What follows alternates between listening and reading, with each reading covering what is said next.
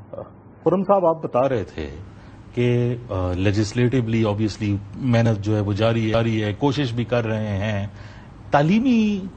جو نظام ہے اس کے اندر جو ڈرگز اب چلے گئے ہیں، یو این کی رپورٹ کہتی ہے کہ پاکستان میں تقریباً 6.1 ملین ہے، تقریباً کوئی 61 لاکھ کے تقریباً جو ڈرگ ایڈکٹس ہیں، اور اس میں بتدریج جو ہے اضافہ ہو رہا ہے. ایک تو یہ سوال ہے کیونکہ ہم دیکھتے ہیں کہ یوزلی ڈپریشن کی وجہ سے، نوکریاں نہ ہونے کی وجہ سے، سوشل پرابلمس کی وجہ سے یہ سارا انٹر کنیکٹڈ ہے، ڈرگز کے ساتھ جو ہے وہ لگا ہوا ہے. لیکن اس کے برعکس جو لوگ اچھی فیملی سے آتے ہیں اور جو سکولز اور کالجز جو ہے وہ جاتے ہیں اور ماں باپ ان پر انویسٹمنٹ کرتے ہیں، وہ بھی ان چیزوں کے جو ہے وہ عادی ہو جاتے ہیں. تو کوئی پلان ہے جو پائلٹ پروجیکٹ جس کے ذریعے اویئرنیس کے علاوہ بھی کوئی جو ہے بات ہو اس میں؟ دیکھیں، ہم نے اسلام آباد کے حوالے سے بات کی ہے، اے این ایف سے بھی، پولیس سے بھی، اور اس کے اوپر پہلے بھی اویئرنیس پروگرامز بھی ہوئے، بہت سارے لوگ یہاں پہ پکڑے بھی گئے. لیکن کیونکہ میں نے پہلے بھی آپ کو بتایا کہ اب کوریئر سروس ہے، جس طرح یہ ایک چیز نئی ہمارے سامنے آئی ہے کہ کوریئر سروس ایک شہر سے دوسرے شہر جا رہا ہے، یا سوشل میڈیا کے ذریعے کوئی واٹس ایپ پہ ایک جگہ سے دوسری جگہ، ٹک ٹاک پہ باقاعدہ طور پر ویڈیوز آتی ہیں ڈیلرز. تو اس کے لیے بھی ہم نے اے این ایف سے کہا ہے کہ آپ کو پارلیمنٹ سے بھی جو ہیلپ چاہیے، اور ایز اے پارلیمنٹیرین، کیونکہ میں اس شہر سے ہوں اسلام آباد کے اور پورے ملک کے، تو ہمیں سب لوگوں کو مل جل کے اس کی اویئرنیس بھی کرنی چاہیے، اور اپنے لوگوں کو، جو ہمارے والدین ہیں، ہمارے بچے ہیں. دیکھیں، کسی بھی اسکول میں آپ نے، یا کالج میں یا یونیورسٹی میں، اچھے بچے بھی زیادہ اچھے بچے ہوتے ہیں، تو آپ ان سے کو ساتھ ملا کے کوئی انٹیلیجنس بیس آپریشنز کریں، کوئی اس طرح کریں. مطلب لوگوں کی، دیکھیں کسی کا بیٹا یا بیٹی اگر کوئی ڈرگ لے رہا ہے تو ہم ان کی عزت کو اچھالنے کے بجائے ہم اس کو انڈر گراؤنڈ رکھ کے ان کی ہیلپ بھی کر سکتے ہیں، اور انہی سے انٹیلیجنس لے کے کہ کون سپلائی کر رہا ہے ان لوگوں تک ہم پہنچ سکتے ہیں، اور اسی طریقے سے ہی اس وبا سے ہم جان چھڑا سکتے ہیں. اور اس میں میرے خیال میں وزیر اعظم پاکستان نے بھی اس وقت ایک میٹنگ کی تھی اے این ایف سے، اور وہ بھی بڑے اس چیز پہ ہیں کہ یہ چیزیں جو ہمارے ملک میں ڈرگز کی صورت میں ہمارے بچوں تک پہنچ رہی ہیں، اس کو روکا جائے. اور اس کے لیے ہم نے ایک نیکسٹ میٹنگ رکھی ہوئی ہے، اور انشاءاللہ ہم دن بدن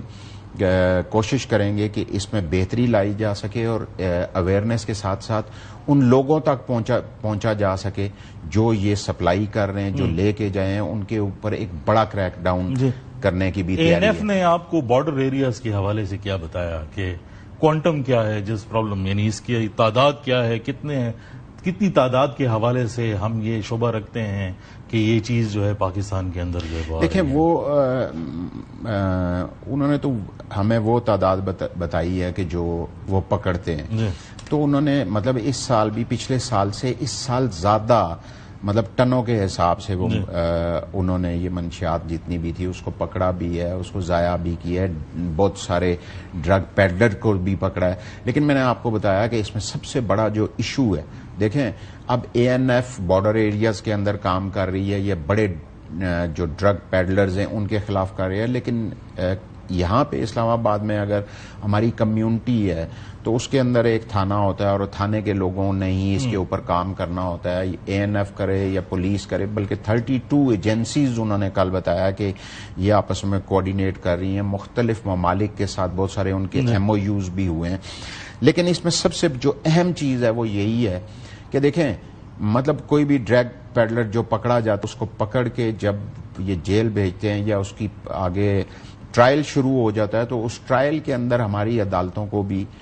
تھوڑا سا اس کو دیکھنا چاہیے کہ یہ مطلب اگر اس کا ایک ٹریک ریکارڈ چلا آ رہا ہے کہ وہ بار بار پکڑا جاتا ہے، 2 مہینوں کے بعد پھر چھوٹ جاتا ہے، تو اس کو ہم نے دیکھنا ہے تاکہ یہ لوگ اگر جیل میں جائیں، اگر یہ پکڑے جائیں تو پھر ان کو سزائیں بھی ملنی چاہیے، تاکہ یہ جو